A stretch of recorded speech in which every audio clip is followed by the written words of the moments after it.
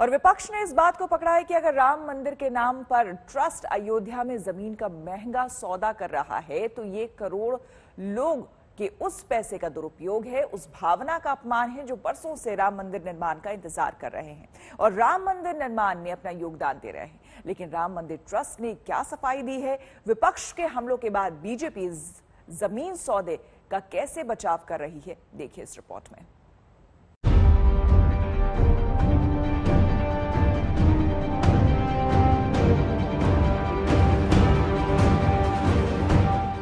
अयोध्या में 2 करोड़ की जमीन एक ही दिन में और 10 मिनट के अंदर 18.5 करोड़ रुपए की कैसे हो गई? ये सवाल विपक्ष तब से पूछ रहा है जब से राम मंदिर ट्रस्ट से जुड़े जमीन सौदे के दस्तावेज सामने आए। ये एक जमीन है गाटा संख्या 243, 44 और 46 की, जिसकी जमीन की मालियत है 5 करोड़ 80 लाख रुपए लगभग। और ये जमीन 2 करोड़ रुपए में खरीदी गई कुसुम पाठक और हरीश पाठक से। खरीदने वालों का नाम है रवि मोहन तिवारी और सुल्तान अंसारी।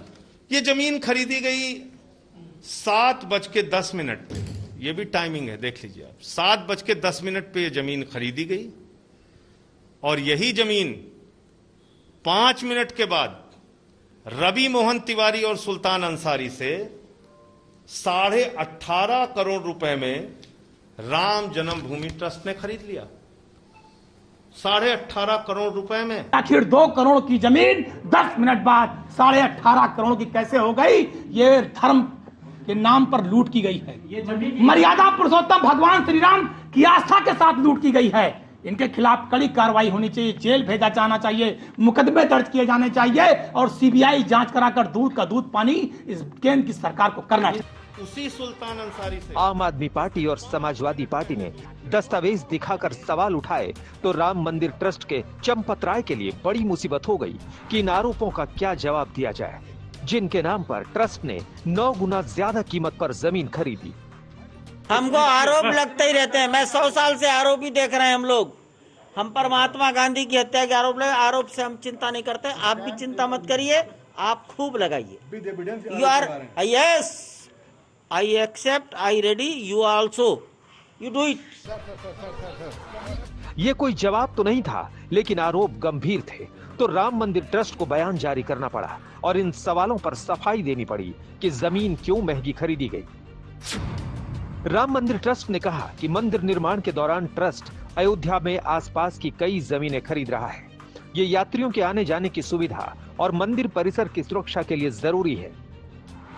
अयोध्या में ट्रस्ट के सभी जमीन सौदे आपसी सहमति के आधार पर हो रहे हैं। कोई भी जमीन सौदा किया जाता है तो उसमें ऑनलाइन पेमेंट किया जाता है। जब से अयोध्या में राम मंदिर पर सुप्रीम कोर्ट का फैसला आया है, तब से बड़ी संख्या में दूसरे लोग भी जमीन खरीद रहे हैं, इसलिए अयोध्या में जमीन के दाम बढ़ गए। राम मंदिर ट्रस्ट ने अब तक जितनी भी जमीन खरीदी है वो मार्केट कीमत से कम में ही खरीदी है। जिस जमीन सौदे की बात की गई उसका पहले ही अनुबंध हो चुका था, इसलिए जो राजनीतिक लोग इस पर विवाद कर रहे हैं वो भ्रामक है और ये विवाद राम मंदिर के प्रति राजनीतिक विद्वेष से ही प्रेरित है। कोई इसके अंदर कैश का लेन देन नहीं हुआ, ये दोनों इकट्ठे रजिस्टर हुए। पर ये 2 करोड़ जो है ये भाव कुछ साल पहले एग्रीमेंट के सेल के समय का है और 18.5 करोड़ ये सेल आज की हुई है, इसलिए आज का बाजार भाव है। इतनी स्पष्ट बात को पूरे फैक्ट्स ना देते हुए एक जगलरी से घुमाया गया है। मैं ये मानता हूं कि कुछ लोगों की ये आदत बन गई है। हाँ। शूट एंड स्कूट, आरोप लगाओ भाग लो, और जब डेफामेशन का मुकदमा हो और मुकदमा आगे बढ़ रहा हो तब माफी मांग के पिंड छोड़ा लो। हमने ट्रस्ट को राय दी है कि डिफेमेशन का केस करना चाहिए और फिर माफी मांग करके बीच में रुकना नहीं चाहिए, इसको परिणति तक ले जाना चाहिए जिससे कि इस प्रकार की हरकतें बंद हो जाएं। यही बात बीजेपी भी कहने लगी कि जो लोग राम मंदिर का निर्माण होते नहीं देखना चाहते, वही लोग अब ऐसे विवाद उठाकर अड़ंगा लगाने की कोशिश कर रहे हैं। विवादित जमीन सौदे के बचाव में बीजेपी 3 बातें कह रही है। पहली बात यह कि ये राम मंदिर निर्माण में अड़ंगा डालने की साजिश है। दूसरी बात ये कि अयोध्या में जमीन के दाम पहले ही बहुत बढ़ गए हैं। तीसरी बात ये कि जिस सौदे पर विवाद किया जा रहा है उसका अनुबंध 2011 में ही हो गया था। ये कहानी 10 मिनट की नहीं, ये कहानी 10 वर्षों की है। डेट है 4/3/2011 का ये पहला एग्रीमेंट टू सेल है। चूंकि एग्रीमेंट ऑनर नहीं हुआ तो हर 3 साल में इसको रिपीट करना पड़ता है। तो दूसरा एग्रीमेंट टू सेल ये आप देख सकते हैं, ये इसका डेट है 4/3/2014 का एग्रीमेंट है। और तीसरा जिसके विषय में अभी हम बातचीत कर रहे हैं ये 2019 का एग्रीमेंट है और जिसमें स्पष्ट रूप से लिखा हुआ है, आप यहां देख सकते हैं 2 करोड़ रुपए लिखा हुआ है 2019 में। और ये एग्रीमेंट जो है ये आप देख सकते हैं 7/9/2019 सितंबर के माह में हुआ है।